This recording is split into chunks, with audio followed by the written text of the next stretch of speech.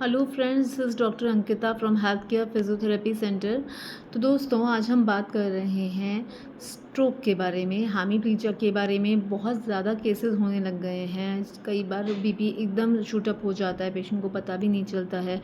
और जैसे ही आपको इमीडिएटली पता चलता है, कुछ भी ऐसे कंपन वाली फीलिंग आती है कि अचानक से ऐसा फील हो रहा है कि बॉडी का कोई पार्ट काम नहीं कर रहा है, सुन पड़ रहा है, तो इसको प्लीज़ इग्नोर मत कीजिए।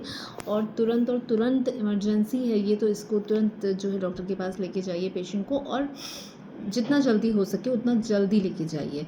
इसमें समय बर्बाद बिल्कुल भी मत कीजिए। अच्छा, अगर पेशेंट को हेमीप्लीजिया हो जाता है तो उसके बाद हमें फिजियोथेरेपी का बहुत ज़्यादा रोल है, और बहुत जल्दी मतलब हमें स्टार्ट कराना है विदाउट टाइम वेस्ट।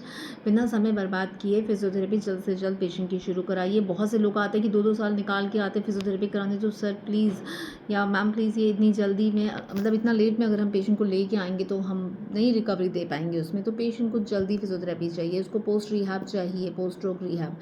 तो उसके लिए हम फिजियोथेरेपी में बहुत सारी मोडालिटीज़ देते हैं। हम क्लिनिक पे जो पेशेंट हमारे रहते हैं उन पे मसल स्टिमुलेटर, नर्व स्टिमुलेटर्स का यूज़ करते हैं, जिससे कि पेशेंट की रिकवरी प्रोसेस फास्ट होती है। And yes, there is a myth. कई बार आके पेशेंट बोलते हैं कि नहीं नहीं, हमें एक्सरसाइज करानी है, सिर्फ हमें मशीन मत लगाइएगा। तो ऐसा देखिए, पेशेंट को मशीन लगाने का मतलब सिर्फ इतना है कि हमें उसे स्टिमुलस देना है, एक्सटर्नल स्टिमुलस देना है, क्योंकि वो जो एक रिफ्लेक्स आर्क जो क्रिएट होता है मोटर और ब्रेन के बीच में और सेंसरी नर्व के बीच में, वो क्रिएट नहीं हो रहा है, वो ब्रेन तक रिफ्लेक्सेस नहीं जा रहे हैं प्रॉपरली, तो वो नहीं आ रहा है आगे सिग्नल।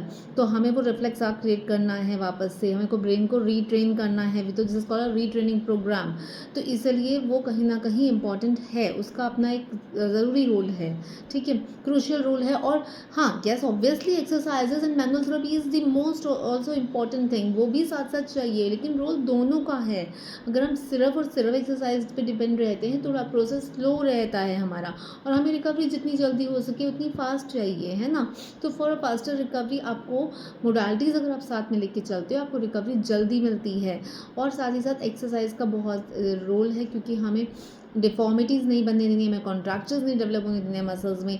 मसल्स टाइट हो जाएंगी तो फिर वापस खोलने में बहुत दिक्कत होगी, पेन होगा पेशेंट को ऑपरेट नहीं कर पाएगा। और पेशेंट को थोड़ा साइकोलॉजिकल सपोर्ट भी चाहिए, मोटिवेशन भी चाहिए, फैमिली सपोर्ट भी चाहिए।